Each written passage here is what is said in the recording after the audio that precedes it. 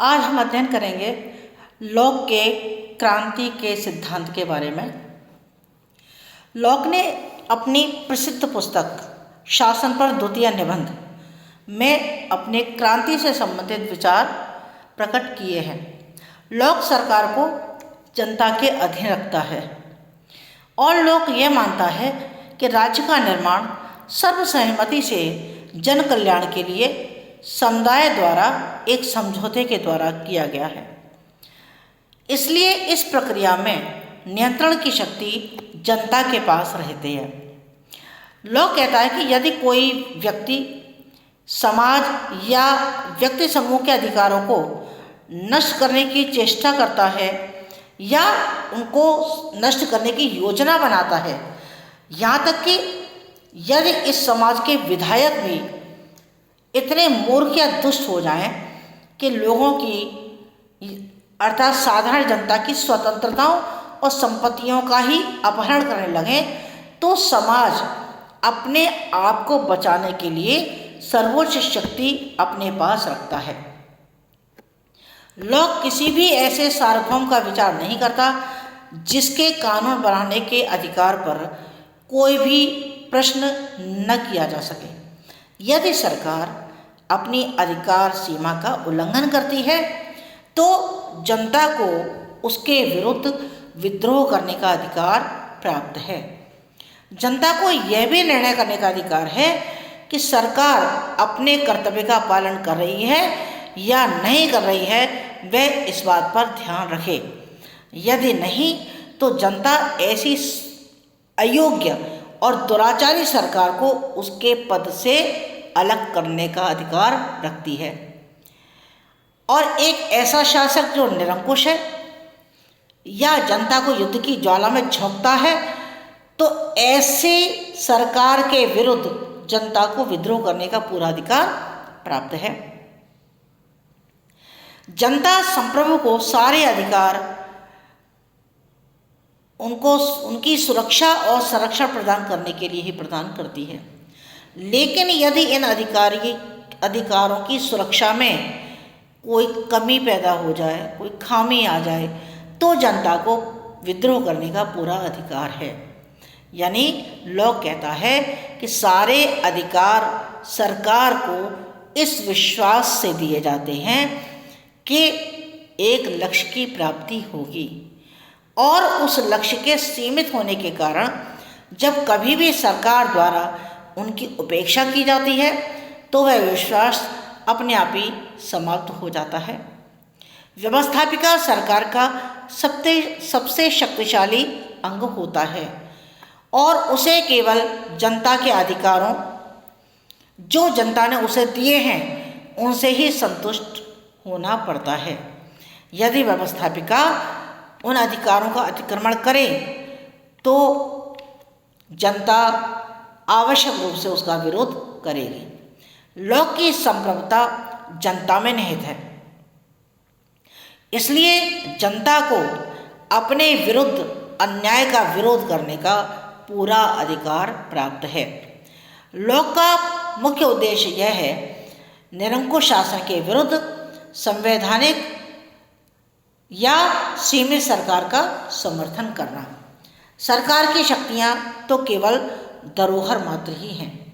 सरकार सर्वोच्च होते हुए भी किसी भी तरह से अपनी मनमानी नहीं कर सकती, क्योंकि उसके अधिकार क्षेत्र लॉक ने सीमित कर दिए हैं। लॉक ये कहता है कि जब भी जनता को ऐसा महसूस हो कि व्यवस्थापिका उसे सौंपे गए ट्रस्ट के विरुद्ध जा रही है, तो उसे हटा देना या उसको परिवर्तन करने की जो सर्वशक्ति है वो जनता में निहित है।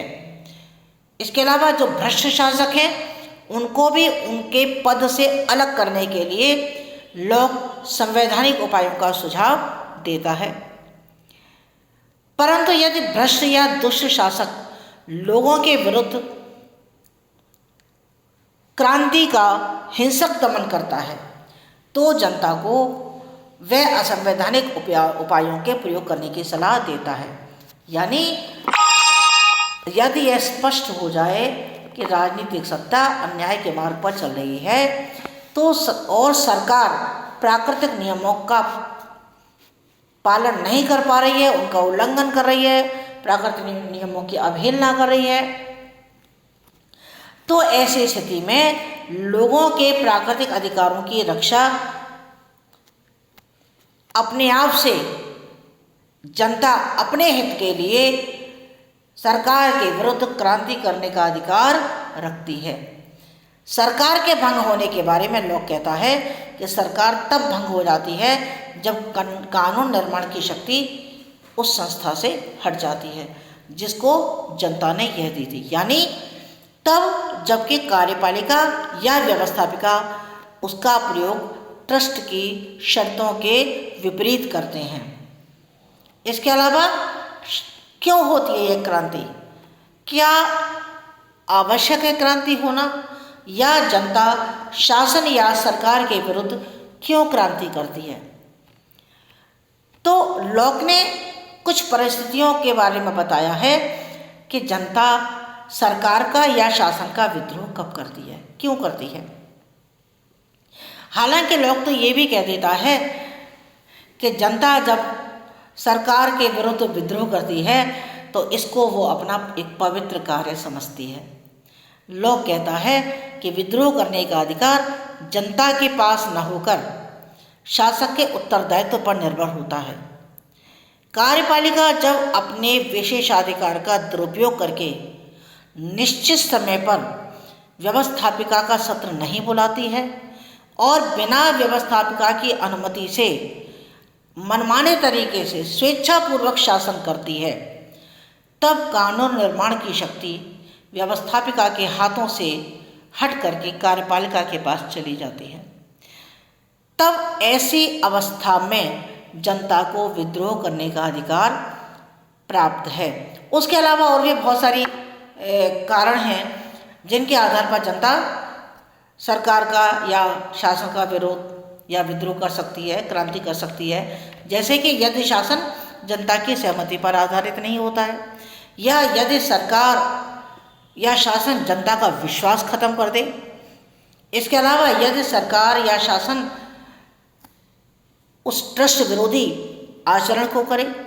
इसके अलावा जनता के जीवन, स्वतंत्रता या संपत्ति के अधिकारों का अतिक्रमण सरकार के द्वारा किया जाए, या सरकार जो है वो स्वेच्छाचारी हो जाए, निरंकुश हो जाए, उसकी कार्यकुशलता समाप्त हो जाए, वो मनमाने तरीके से कार्य करने लगे। इसके अलावा यदि सरकार जनता की सहमति के बिना चुनाव संबंधी कानूनों में परिवर्तन करे। इसके अलावा यदि वह देश के नागरिकों को विदेशी शासकों का गुलाम बनाने का प्रयास करे तो उसके विरुद्ध विद्रोह करना जनता का अधिकार ही नहीं वरन एक पावन कर्तव्य भी हो जाता है। अर्थात ईश्वर ने मनुष्य को विद्रोह करने का अधिकार दिया है। क्यों दिया है? जिससे कि समाज, नागरिक, जनता अपने प्रति होने वाले अन्याय, अनीति से, अत्याचार से अपनी रक्षा कर सकें, क्योंकि अत्याचार तो स्वर्ग के देवता भी सहन नहीं कर सकते। इसलिए लोग कहते हैं कि अधिकार के बिना शक्ति का वास्तविक उपचार शक्ति द्वारा इसका विरोध करना ही है। तो लोग यह भी स्पष्ट करता है कि विद्रोह द्वारा शासन का अंत होता है, समाज का नहीं। यानी जो सरकार चल रही होती है, जो शासन चल रहा होता है, उसका ही अंत होता है। समाज एज सच अपने स्थान पर बना रहता है। अब प्रश्न ये उठता है, या आप ये प्रश्न कर सकते होंगे कि विद्रोह का अधिकार किसको है? कौन विद्रोह कर सकता है? जनता विद्रोह कर सकती है, या बहुमत को विद्रोह करने का अधिकार है, या अल्पमत को, या एक व्यक्ति को? तो लॉक स्वयं इस बात के बारे में कहता है कि जो अल्पसंख्यक हैं, यानी जो कम संख्या के लोग हैं, उनके द्वारा अगर विद्रोह किया जाता है तो ये व्यर्थ है।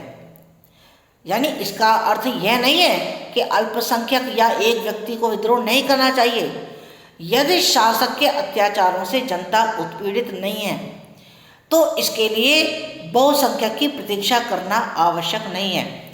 बहुसंख्यक के सहयोग, लेकिन जरूरी क्या है कि बहुसंख्यक के सहयोग के बिना, यानी जब तक अधिकांश मात्रा में जनता क्रांति का कार्य नहीं करती है तो क्रांति सफल नहीं हो सकती।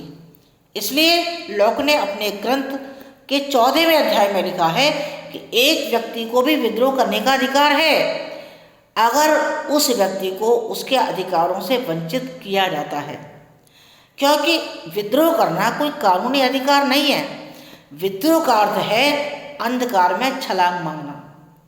यानी प्राय क्या होता है कि सभी क्रांतियों में विद्रोह की आग जो है कुछ मुट्ठी जन लोगों के द्वारा ही सुलगाई जाती है, लेकिन बाद में और लोग भी उसमें शामिल हो जाते हैं। इसलिए लॉक ये कहता है कि विद्रोह का अधिकार एक व्यक्ति को भी है, लेकिन शर्त एक ही है कि उसे अधिकार का प्रयोग विवेकपूर्ण ढंग से सार्वजनिक हित में अन्य व्यक्तियों के मतों का समुचित आदर करते हुए करना चाहिए। जैसा कि हम जानते हैं कि लॉक एक गंभीर प्रकृति का विचारक था और उसने जनता में निहित क्रांति के अधिकार का प्रयोग विशेष परिस्थितियों में ही करने का सुझाव दिया। ये नहीं कि जब चाहो तब क्रांति कर दो, जब कभी आवश्यकता पड़े, छोटे मोटे क्षणिक अपनी इच्छाओं को पूरा करने के लिए, क्षणिक अपनी अगर कोई आवश्यकता की पूर्ति नहीं हुई है तो ऐसी स्थिति में क्रांति कभी भी नहीं करनी चाहिए। क्रांति तब करनी चाहिए जब शासक जनता के हितों की रक्षा करने में सक्षम न हो, या जब शासक जनता के हित में कोई भी कार्य नहीं कर पा रहे हैं, या उसके कार्यों से, शासक के कार्यों से अधिकतर जनता को लाभ नहीं मिल पा रहा है। इसलिए क्रांति को सफल बनाने के लिए अधिकाधिक लोगों का भाग लेना आवश्यक होता है। क्रांति की आग चाहे एक व्यक्ति के द्वारा भड़काई जाए या थोड़े से व्यक्तियों के द्वारा भड़काई जाए, लेकिन जब तक उसमें बहुमत शामिल नहीं होगा, अधिकांश जनता शामिल नहीं होगी, तब तक संपूर्ण समाज हित की भावना प्रकट नहीं हो सकती। इसलिए क्रांति जो है वो बहुमत के द्वारा अधिकांश जनता के शामिल होने के बाद ही क्रांति करनी चाहिए। ये जॉन लॉक के द्वारा प्रतिपादित क्रांति का सिद्धांत है, लेकिन कुछ आलोचकों ने लॉक के इस सिद्धांत की आलोचना की है, कुछ अपने तर्क दिए हैं, जैसे तर्कहीन और अव्यावहारिक है। कुछ लोग कहते हैं कि लॉक का ये सिद्धांत जो है वो तर्कहीन हमें दिखाई देता है और व्यवहारिक दृष्टिकोण से ये अव्यावहारिक है, क्योंकि आधुनिक समय में कोई भी राज्य अपने नागरिकों को क्रांति का अधिकार नहीं दे सकता। अगर हम व्यवहारिक रूप में इसको देखें कि हमने जो है अपने राज्य के नागरिकों को क्रांति का अधिकार दे दिया तो समाज में अराजकता फैल जाएगी। इसलिए इन्हें नैतिक रूप में वैधानिकता प्रदान नहीं की जा सकती। इसके अलावा जो आलोचक हैं वो ये कहते हैं कि लॉक का ये सिद्धांत जो है समाज में हिंसा फैलाने का पक्षपात करता है, यानी हिंसा का समर्थन करता है। आज प्रत्येक राज्य शांति कायम करने की बात करता है और शांति भंग करने वालों से निपटने के लिए कठिन से कठिन दंडों का उपाय भी करता है। आधुनिक राज्य में हिंसा का समर्थन करना अशांति को बढ़ावा देना है। इसलिए लॉक का उस समय का क्रांति का जो सिद्धांत है वो वर्तमान समय में व्यवहारिक रूप से सफल नहीं हो सकता।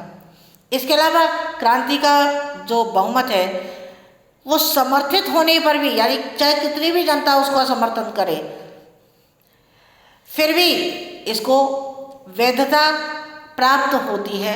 यानी यह सिद्धांत पक्षपातपूर्ण रवैया रखता है, क्योंकि अगर अल्पसंख्यक पर अत्याचार होता है और अगर एक व्यक्ति जो है क्रांति करता है तो शायद उसका इतना असर न पड़े, लेकिन जब बहुमत का समर्थन मिलता है तभी विद्रोह किया जा सकता है।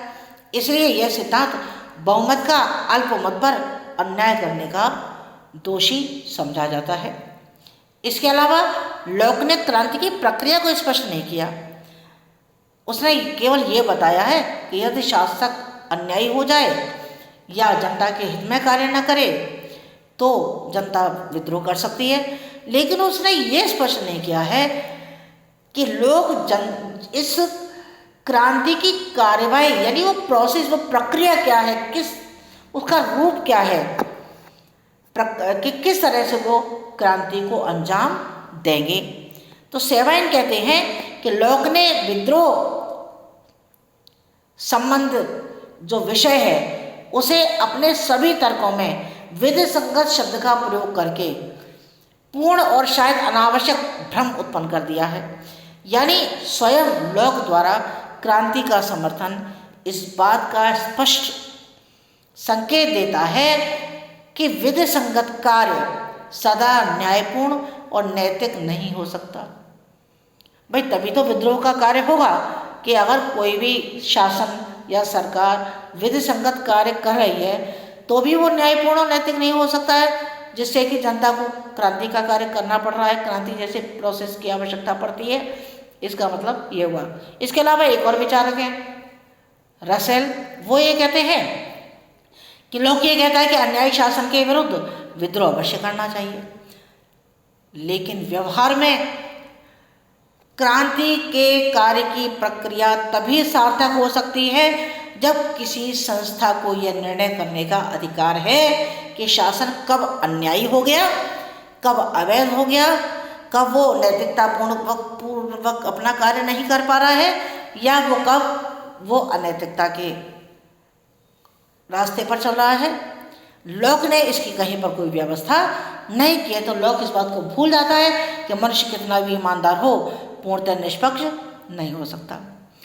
हम चाहे कितनी भी आलोचना कर लें, लेकिन फिर भी लॉक का जो क्रांति का सिद्धांत है, निष्कर्षतः हम कह सकते हैं कि राजनीतिक दर्शन के इतिहास में क्रांति का सिद्धांत जॉन लॉक की एक अमूल्य देन है, एक उसका अमूल्य योगदान है। अमेरिका की स्वतंत्रता संग्राम और फ्रांस की क्रांति पर लॉक की इस क्रांति के सिद्धांत का बहुत गहरा प्रभाव पड़ा। लॉक ने 1688 की गौरवपूर्ण क्रांति का उदाहरण देते हुए क्रांति के औचित्य को ठीक ठहराने का पूरा प्रयास इस सिद्धांत के द्वारा किया है। और लॉक ने अपनी पुस्तक नागरिक शासन जो 1619 में प्रकाशित की, उसके इंट्रोडक्शन में, उसके प्राकथन में, उसकी भूमिका में वो लिखता है कि इसमें हमारा उद्देश्य वर्तमान राजा विलियम के सिंहासन पर बैठने की घटना को सुप्रतिष्ठित बनाना है। यानी लॉक एक प्रगतिशील विचारक थे, एक डायनेमिक विचारक थे। उनका मुख्य उद्देश्य इस सिद्धांत की स्थापना करके रक्तहीन क्रांति, ब्लडलेस रिवॉल्यूशन को के औचित्य को सिद्ध करना था। यानी किसी भी तरह की खून खराबा ना हो, केवल ऐसे ही क्रांति हो जाए, ब्लडलेस रिवॉल्यूशन, रक्तहीन क्रांति। और उनके सिद्धांत का जेफरसन पर बहुत गहरा प्रभाव पड़ा। इसलिए हम ये कह सकते हैं कि लॉक का जो विद्रोह संबंधी विचार है आधुनिक युग में भी बहुत महत्वपूर्ण, उपयोगी और स्मरणीय है। इसलिए लॉक का यह सिद्धांत राजनीतिक दर्शन के इतिहास में बहुत ही महत्वपूर्ण